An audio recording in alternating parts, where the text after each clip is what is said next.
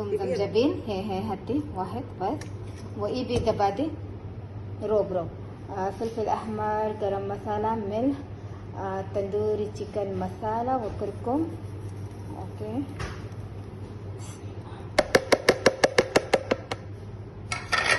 هاي زبادي. اوكي بس بطالي شو حطيتها هنا انا؟ قولي لي.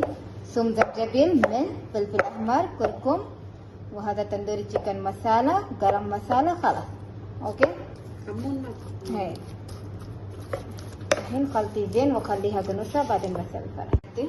لون احمر شوية بس. وأصيل ليمون.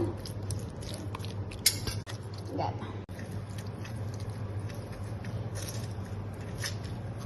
ليمون.